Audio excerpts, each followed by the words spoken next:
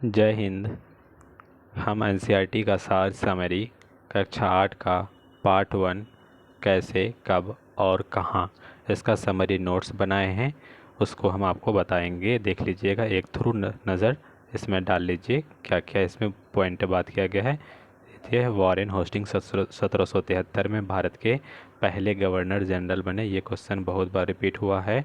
इतिहास की किताबों में गवर्नर जनरल के कारनामे, जीवनियाँ और उनकी गौरव गाथाएँ और तस्वीरों में उनका भव्य व्यक्तित्व को उभारा जाता है। ये इम्पोर्टेंट है, देख लीजिएगा। और जो समरी बनेगा, नोट्स बनेगा, हम अभी आपको बताएंगे। पहले ये आप देख लीजिए जो इम्पोर्टेंट क्वेश्चन बनने वाला है जिन जिन से, ये देख लिए आप। आइए हमारे नोट्स पर।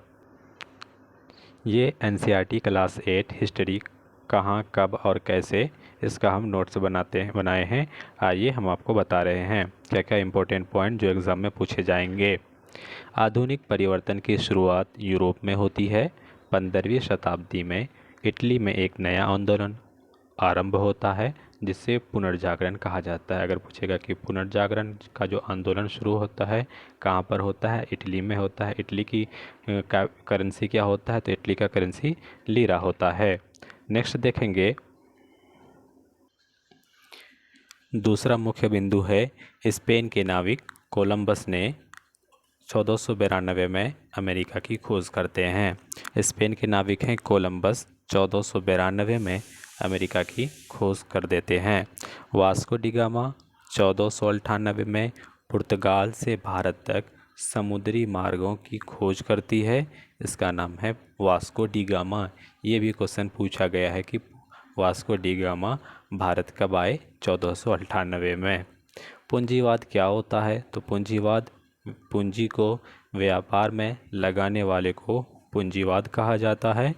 कॉलोनी उपनिवेश, तो देखेंगे साम्राज्यवाद की नीति के अंतर्गत एशिया, अफ्रीका और दक्षिण अमेरिका के कई देशों को अंग्रेज़ों ने आर्थिक, सामाजिक, राजनीति के अंदर लाया। इस प्रोसेस को बोलते हैं उपनिवेश या कॉलोनी बनाना। फिर देखेंगे 18वीं शताब्दी में दो महत्वपूर्ण बदलाव होते हैं। कौन कौन से हो रहे हैं।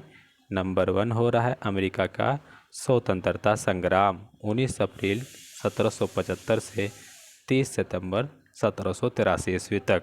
और दूसरी घटना होती है फ्रांसीसी क्रांति 1789 में। इसको याद रखेंगे। अब आते हैं साम्राज्यवाद क्या होता है। उपनिवेशवाद समझ चुके थे। सैनिक अथवा अन्य तरीके से विदेशी भूभाग के प्रदेशों को अपने अधीन कर लेना, राजनीतिक प्रभुत्व स्थापित कर लेना, इसको साम्राज्यवाद कहते हैं। 1817 में स्कॉटलैंड के अर्थशास्त्री, इतिहासकार एवं राजनीतिक दार्शनिक ने 1857 के जेम्स मिल ने इतिहास को 3 कालखंडों में बांटा है, हिंदू, मुस्लिम, ब्रिटिश। यह विभाजन विचार था कि शासकों के धर्म ही एक महत्वपूर्ण परिवर्तन होता है।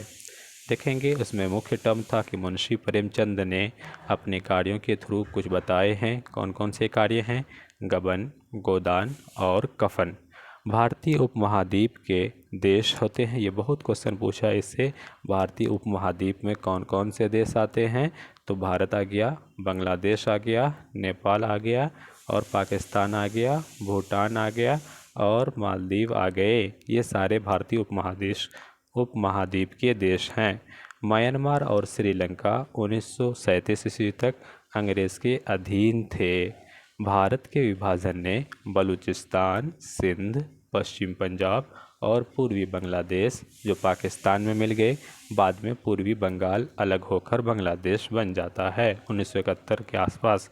1912 के बिहार और उड़ीसा को बंगाल से अलग कर दिया जाता है। बिहार को उड़ीसा से नए प्रांत बनाया गया है।